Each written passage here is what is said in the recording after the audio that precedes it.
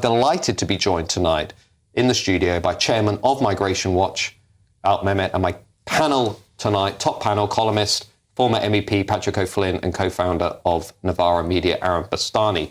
Alp, how concerned should hard-working, tax-paying British people be about the possibility of more refugees arriving from Gaza?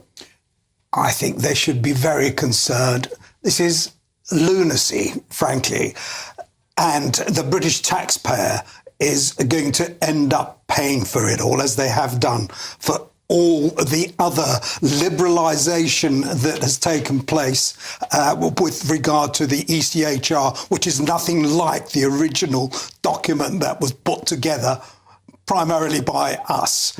I think it's even more concerning, frankly, than at first meets the eye, because bear in mind that the people who are now able to come from Gaza, they applied overseas. Now, technically, you can't apply for asylum overseas.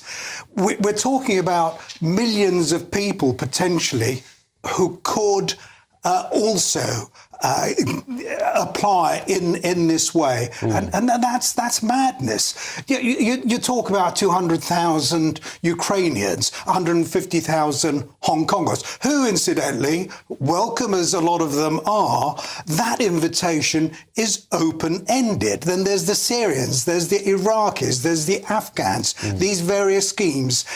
It's absurd, and all of it, as I said, is paid for by the British taxpayer who, as you've said, don't actually want it to happen. So can I just ask a question for the people watching this show out there? So who made this decision? Because it certainly wasn't the British people, and it wasn't their democratically elected government. It was a judge. So can you talk us through the extent to which actually people and taxpayers are having any influence at all over this decision? Because it seems to me as though a lot of this stuff that's being decided on immigration actually has no real connection to the people who are going to have to live with the consequences of these decisions.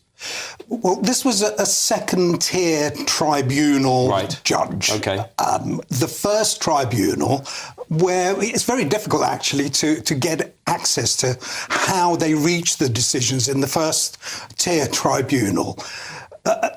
This guy, Norton Taylor, I gather that the actual judgment was 15,000 words long. So it's hellish long, and it's all very difficult to access. It's all in legalese. But what he is effectively saying is, look, this is what the law says. This is what the ECHR says.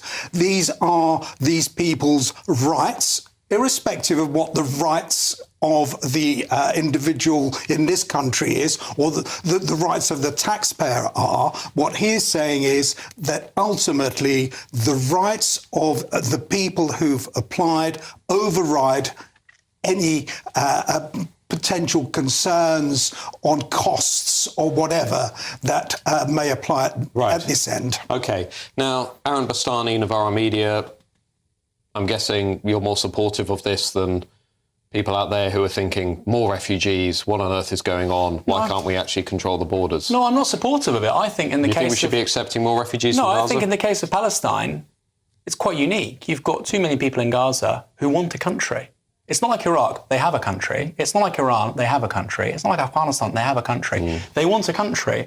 There have been multiple instances of Israeli politicians overtly saying, we will send 1.8 million plus Gazans into Europe, we'll make it their problem. Those politicians, by the way, have broadly found support across the entire European political class.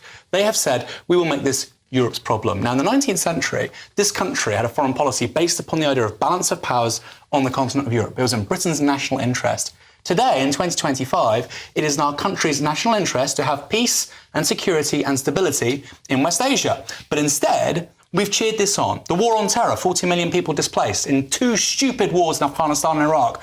Where did those people end up? Many of them went to Europe. And I'll finish with this. If these Gazans don't come to Europe, they'll probably go to Egypt. Population 116 million. Already you've got inflation above 30%. If that becomes a failed state, where do you think Egyptians are going to go? They're going to come to Europe. We need a political consensus around sensible foreign policy, minimising displaced people and getting on top of this problem. Patrick O'Flynn? Well, I think, there's two key points here. One is that the Gazans and the Palestinians on the West Bank several times could have had a state, a country, as you say, if they hadn't been the most disastrously led people on planet Earth, and every time their leaders rejected terms which aren't practicable anymore, right? So the Gazans, arguably, they had an embryonic country, but their actual government launched a mass murder pogrom on their stronger and better organised neighbour, and everything that has befallen Gaza. And we saw the celebrations in Gaza, on the Edgware Road in London, saw them in the UK. Right. Yeah. This was celebrated as some great victory. And So that's now Europe's problem. No, I don't think it should be Europe's problem. So where do they go? Do these people die? What happens to them? 2 million people, where do they go? Right, well, the 2 million Gazans, I think, they have to go back to Gaza at some point, right? I do believe that. We've seen Palestinian mass migrations into neighbouring countries, and they have destabilised every neighbouring country they've gone to in big numbers, including Egypt before, Jordan, Lebanon, absolute disaster. The local countries don't want them. And the second point I was going to make is that this is an immigration judge making up the law. Yeah. He is saying, yes, this was meant to be a law for a Ukrainian scheme, but because I can't find anything in the debate that says, oh, and by the way, it expressly isn't for Palestinians, therefore I'm deciding it can be for Palestinians. This is just the most astonishing judicial overreach. And the problem's not just the ECHR, it's that our immigration tribunals are packed with judges who all take the liberal no borders view. So, two questions if I can. The first is, lots of people watching this show will be saying, we've taken Hong Kongers, we've taken Ukrainians, we've taken people from Afghanistan. When is enough enough? Because I think many people watching this show will feel that the British sense of fairness, openness, tolerance is really being tested.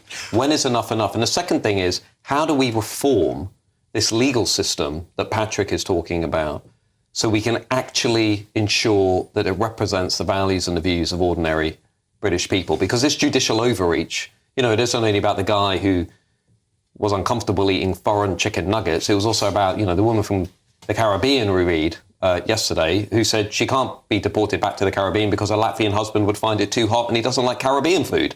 I mean, it's absolutely obscene. Well, perhaps she would find it too cold if they went to Latvia, but that's another issue.